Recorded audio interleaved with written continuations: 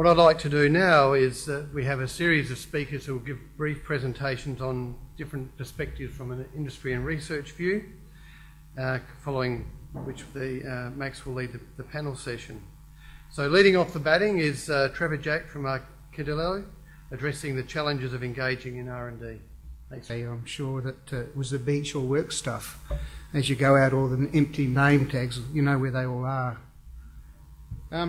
Arcadillo is a collaboration between a number of manufacturers, industrial design, someone in the architecture industry, and the idea of Arcadillo is we try and help people through the, I guess, a tortuous process of turning an idea or a concept in plastics into a finished good.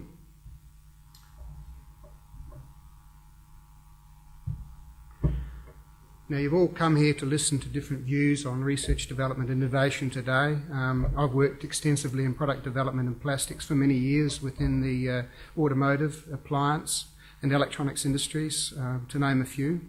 I was one of the last successful recipients of a commercial ready grant just prior to the withdrawal of this grant.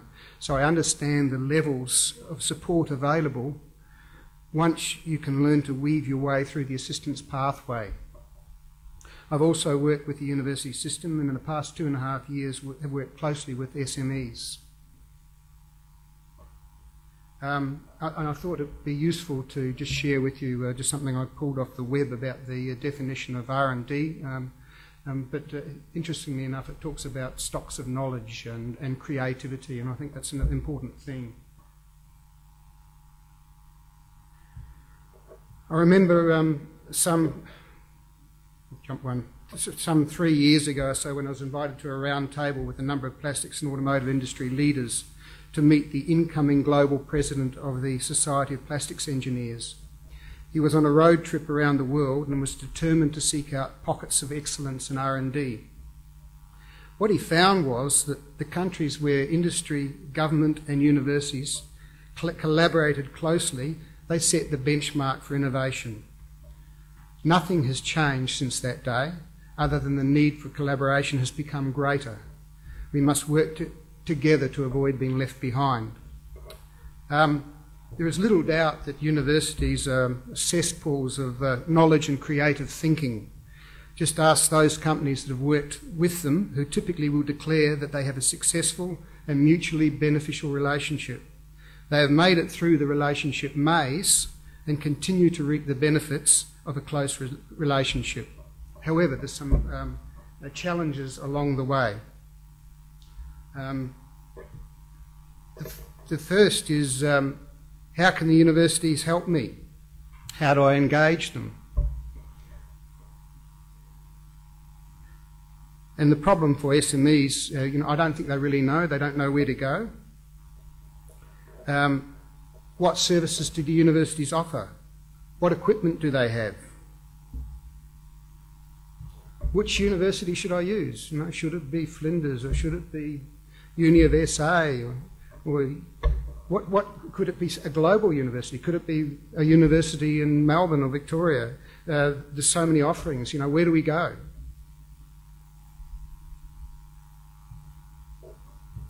How do I engage with them?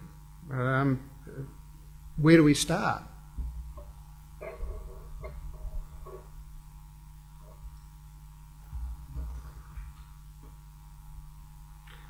And who do I talk to amongst the blurry sea of faces? Not always clear. Will I understand them, or will I have to learn boffin speak?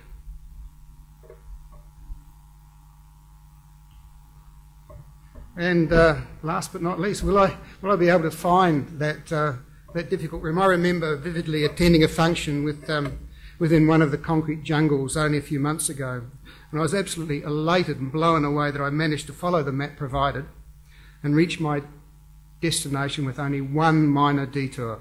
Excellent, on time, just. The function was a great networking event, and at its completion I set off to find my car. I went from lost to hopelessly lost. It might be a male internal GPS thing, I get lost in miles.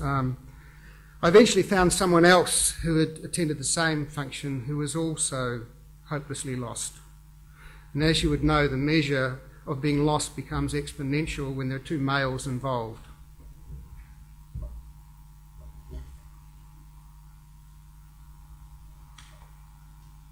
Picture missing.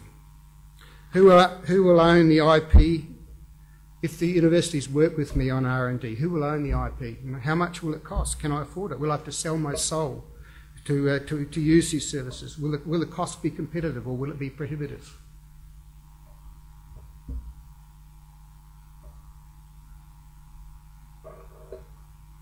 A small slide demonstrating we need to get to a destination quickly, not climbing ladders going nowhere at all.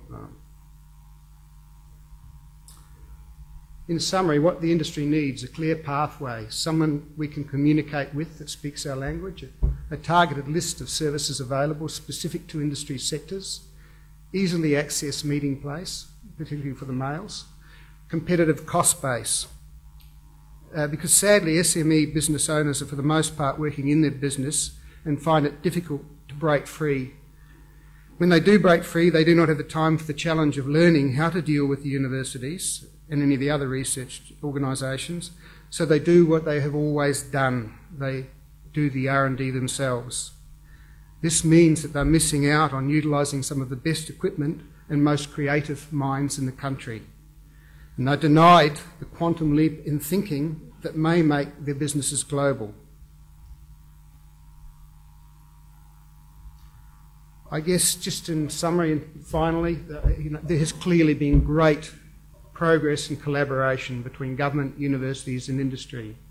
I think there needs to be a lot more at a much faster rate than ever before. And for small and medium businesses, we need a nice, clear pathway to help us reach our destination. Thank you.